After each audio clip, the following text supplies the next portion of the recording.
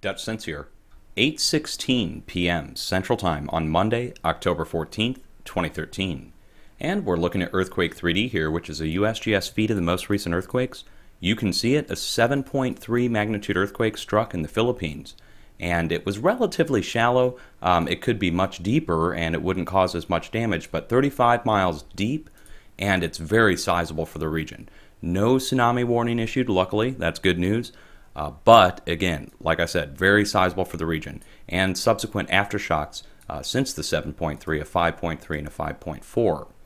Now, I just want to give you guys a quick rundown over what's occurred over the last several days.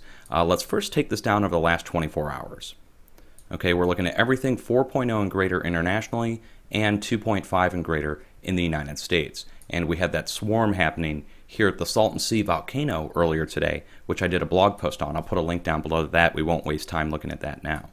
But here in the West Pacific, you can see the cluster point. The area where we were seeing previous activity over the last 24 hours has now had the large earthquake movement. Now to see that cluster, let's go back another 24 and go to 48 hours.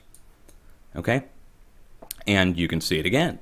Here it is. The area in question is the area experiencing the large movement preceded by 4 and 5.0 flurry activity in this general region all around the entire edge of the plate.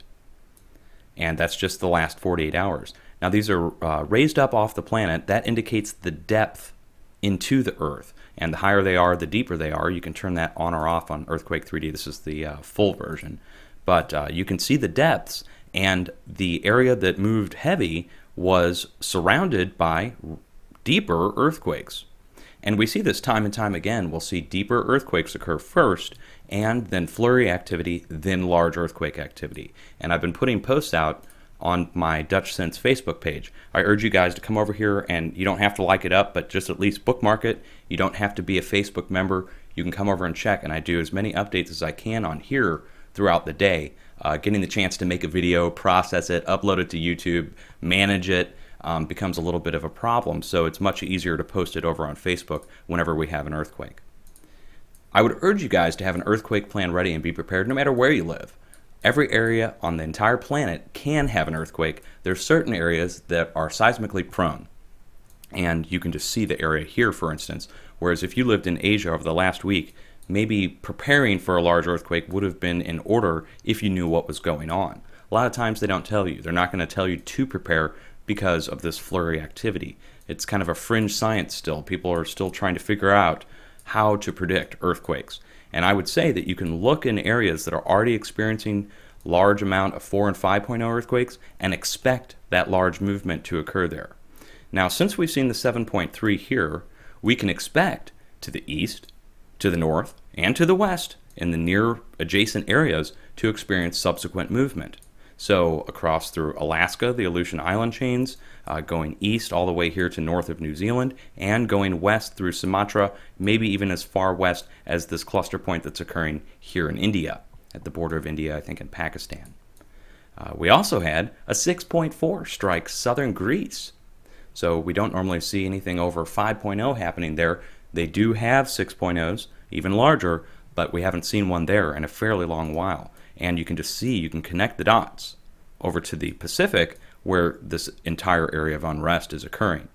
Now the United States, let's just get quickly in the United States. It's going to take a while to get into this, but when you see the United States activity, let me turn these down, you can see that, again, the edge of the craton is highlighted. The craton is the unsubducted portion of the North American plate. It forms a giant U shape that starts up here in the Pacific Northwest, curls down here to the south through Oklahoma, and then goes back up here to the northeast, pretty much to the split in the continent here. And you can see 2.6 struck up here, I think, in as that New Hampshire. And then we have multiple 3 and 2.0 earthquakes striking at the fracking operation throughout Oklahoma. And then again up here near Yellowstone, south of Yellowstone, at the area that we don't normally see too much activity, where we saw the 5.0 happen 2 weeks ago. Well, that area is starting to move again. And that's the edge of the craton. Now let me turn these back up here. And you can see the 4.5 that occurred off the east coast. Now these are methane hydrate deposits here. They call it the Bermuda Triangle, but really there's a lot of methane activity that's happening in the ocean. We're talking large areas of bubbling methane that can explode, sink ships, and this is the deformed edge of the craton. You can see it highlighted here on the map that extends out in the coastal plain out to the sea floor. And that's the area that saw the 4.5. So that's kind of odd to see, but when you saw the other activity that occurred at Puerto Rico, okay, and that's just to the southeast here, the stack of earthquakes happening at multiple depths, all in the same area, followed by a 6.2 in Venezuela, right off the shores of Venezuela. Again, an area we don't normally see large earthquake activity. There were the 7.0s that happened in Colombia, 6 months ago now, and we haven't seen any follow-up activity there. So that is follow-up activity that we would expect to see in near term, but it took months for this to happen. And I think that's because the transfer that's been occurring, this pressure transfer, is coming from the west, not from the east, not from the mid-Atlantic ridge like we would normally think, but it's actually the subduction that's not able to keep up with the Pacific movement to the west.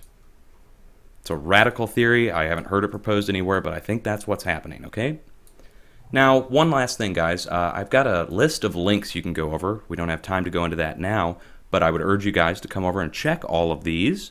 We've got U.S. links, we've got Yellowstone, we've got international links. You can go down the list here. I've got Europe, Oceania, Latin America, as many as I could find it, and I'm trying to update this as much as possible. Another thing you could check are the volcano webcams.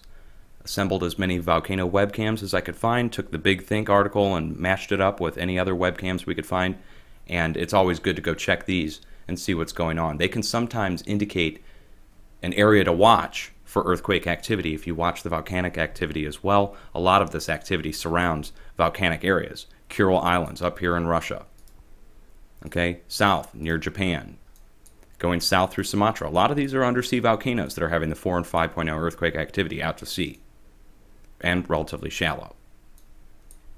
Much love, folks. Hang in there.